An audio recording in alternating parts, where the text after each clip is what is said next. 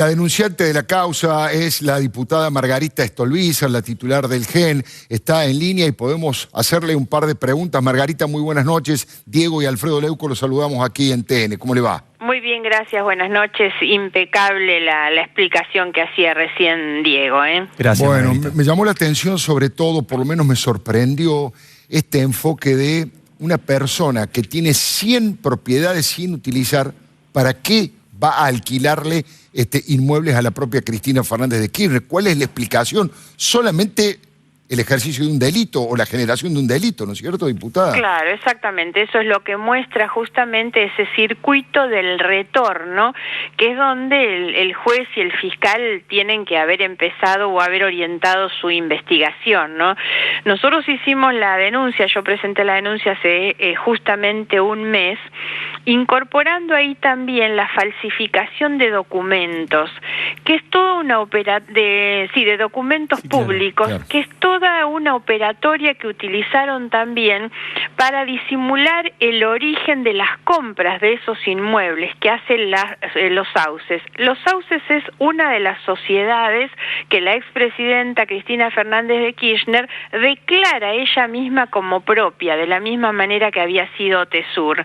Esta empresa Los Sauces, esta sociedad Los Sauces, que se constituye en el 2006 y no tiene ninguna actividad ni en el 2007 ni en el 2008, hace una inversión inmobiliaria de casi 10 millones de pesos en el 2009, una cosa inexplicable para una sociedad que no tenía ningún movimiento previo, de dónde saca el dinero para hacerlo, y hay además un manejo de compra de propiedades cuando las declaraciones juradas tributarias hablan de una fecha de compra que no se condice con las mismas fechas y los mismos valores que están asentados en el registro de la propiedad inmueble.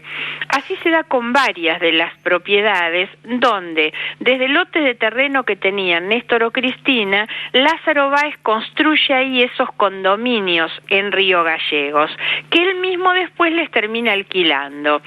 Compran otros inmuebles y Lázaro Báez, a través de sus empresas, y también Cristóbal López a través de las suyas, dos empresarios que si una característica tienen, como ustedes dicen, es que no tienen necesidad de alquilar inmuebles, y otra característica que tienen en común los dos empresarios es que son dos empresarios beneficiarios directos de las decisiones políticas, claro, ese es el gran primero punto, ¿no? De Néstor y después de Cristina Kirchner. Ese es el gran punto, Margarita, que es justamente lo que intentábamos marcar antes. Vos lo explicás también con muchísima claridad. Eran empresarios que únicamente se beneficiaban de las decisiones de Cristina y ese dinero terminaba de nuevo en Cristina. Vos cuando contás y decís que se amplía esto a falsificación de documentos, incluso hay bienes que se vendieron varias veces por diferente valor cada vez, ¿no? Exactamente, eso es un poco la falsificación que nosotros denunciamos. Los delitos que se tienen que investigar son la falsificación de documentos, la adulteración también de las declaraciones juradas, el enriquecimiento, y yo voy a hacer una ampliación para que se investigue eso que estábamos explicando, que es el retorno, que es el pago de sobornos. En realidad el soborno o el cohecho es el pago de dádivas como compensación por la realización de un acto por quien ejerce una función pública y se le está devolviendo como dádiva, como favor, como recompensa, digamos. Y esto cierra tan clarito ese circuito del dinero porque el enriquecimiento patrimonial de las empresas de Lázaro Báez solo se justifica en un paso previo que no está dentro de lo que marca Fariña, que es esa suerte de cartelización de la obra pública que tiene Lázaro Báez, que le hacía que ganaba todas las licitaciones. Entonces, Néstor primero y Cristina después le conceden con sus decisiones políticas la posibilidad de hacer negocios con los que se enriquece y él le devuelve en el formato de alquileres de habitación de hotel o de alquileres de inmuebles, le recompensa como forma de dádiva o de compensación de favores las decisiones políticas que tomaron. Margarita, esta creo que es una de las las causas más claras, más contundentes, se ve con toda claridad de qué se trata y cómo ha sido el negociado y cómo ha sido la estafa. Le hago una pregunta política en su carácter de cuadro político.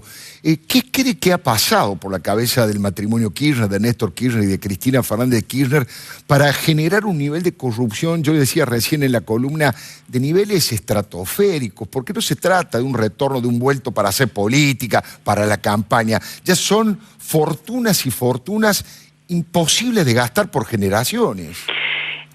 Hay que tener en cuenta eso, sobre todo cuando a veces intentamos asimilar la corrupción en la Argentina de los últimos años con lo que ocurre en otros países o en otros momentos, donde existe algo que también nosotros deberíamos sincerar, que es el financiamiento ilegal de la política, ¿no? Y cuando se utiliza el Estado y los recursos públicos para financiar la política, y eso también hay que investigarlo y también es un delito.